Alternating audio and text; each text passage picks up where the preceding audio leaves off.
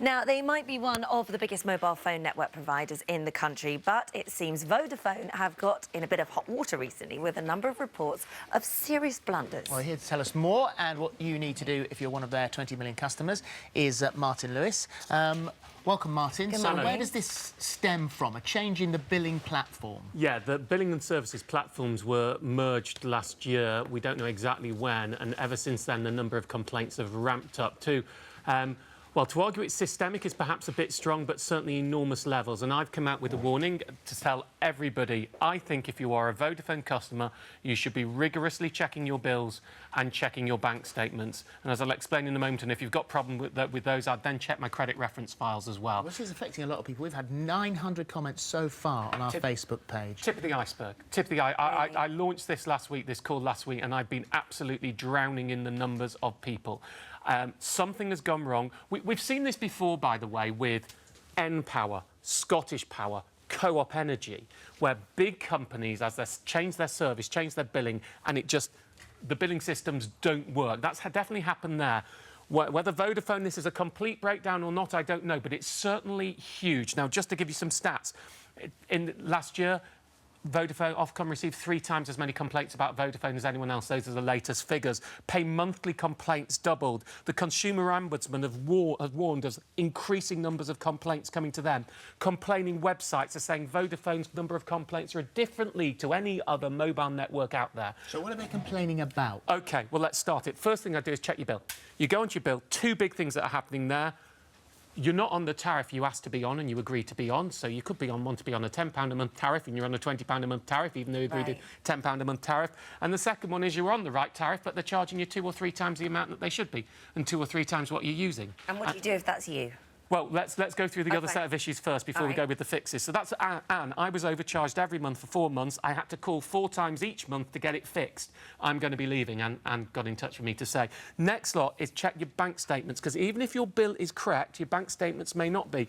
Direct debits are being incorrectly set up and the wrong date as well, so some customers then have a charge for late payments, and other people are being charged even after they've cancelled.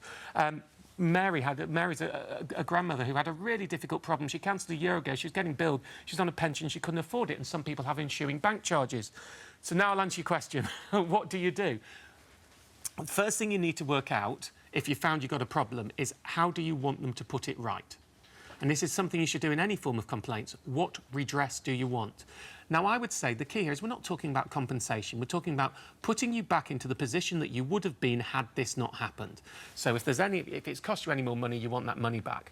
If it's cost you bank charges, you want your bank charges back. If it's put a damage on your credit reference files, and I would only check my credit reference files if one of the other two, if you've got a problem with your bills or a problem with your bank statement, I wouldn't bother checking those otherwise. Because this initial billing platform problem could roll out to affect you getting a mortgage. If you've got missed payments on your credit file because of Vodafone and you have not missed those payments, then you could not get a mortgage or you could not get a credit card because of it, and that could cause some major life problems. And we have people who are in that situation. That's how substantive this is. OK, fine. So this is me, and I've spotted something that's wrong. Now I'm going to get in contact with them. You've just told me that they've had 3 times as many complaints for customer service. How on earth do I contact them? Well, tell them. The first thing you do, once you've worked out your address, is you get in touch with Vodafone and you see if they sort it. And I have to be fair to them, we're hearing quite a lot of people who, once they actually call Vodafone, are getting put back into the position that they were. I've been complaining to Vodafone for nearly a year now. My contract ends next month. I can't wait to leave them. I'm sick of Vodafone, says Danielle. I've been chasing them since January to sort my issues out. Despite calling them once a week, their customer service has been appalling. And the app was down last week. Listen, I'm not here to defend them. The opposite. They don't like me very much because I'm calling everybody to check their bills. But I would still call them up first of all and see if you can sort it. If that doesn't work, I'd make a formal complaint either yourself or through one of the numbers of complaining websites that help you do this that are available now. And if that doesn't work, then you can go to the Communications Ombudsman. Now, people who go to the Communications Ombudsman, very important here, that you can only do this after you've made a formal complaint. You just can't. That's why you have to complain to Vodafone first. You can't just go straight to them. 60% of cases about Vodafone this year to the Communications Ombudsman have been upheld by the Ombudsman. It's an impartial adjudicator, and it can tell them to sort things out and put it right for you. So you do have rights. You know, we've got a whole mix of people who've got problems and don't know they've got problems, people who've got problems and do know they've got problems and can't get them sorted, and then you're going to have to go and fight it all the way through. This is not a good and easy... It takes so much time, though. This is what winds me me up. When you say, like, think about what you want out of this, it takes so much time to check your bill and check your thing and check this and hold. I would say if you've spent a disproportionate amount of time on this, now the Communications Ombudsman, like the Financial Ombudsman, will take into account your time, and you should put the number of hours. As a very rough rule of thumb, this isn't accurate, they will value your time at about £10 an hour. So if you spent, if you spent half an hour on the phone, just sorry, take it. If you've been calling them consistently and you've spent 10, 15 hours dealing with this, I would put that in my complaint and ask them to redress you for your time as well, because that isn't the service level that you would expect from a big company like Vodafone. Vodafone say our teams at all levels want to provide our customers with a great service every time, but we are clearly not there yet. So are investing significant resources to do so as quickly as we can. Many of the recent issues relate to the move of our legacy billing and services platforms into one state-of-the-art system. The combination of new systems, new processes and new customer services agents impacted service levels significantly. Well, that's an admittance.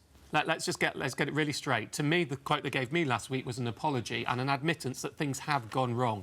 Now, of course, your other choice, once you get it fixed, is you could choose to leave Vodafone. Now, some people say to me, I can't because I like the signal. Well, do you know there are only actually a small number of networks in this country, and most other mobile providers are piggybacking on that network.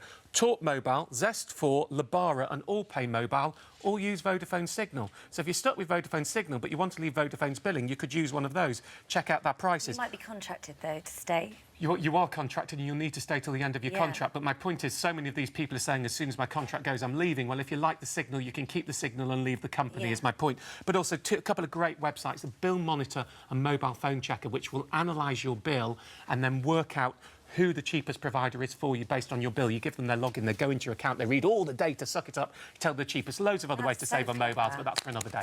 That's brilliant. Thank you very much. Lots and lots to think about there.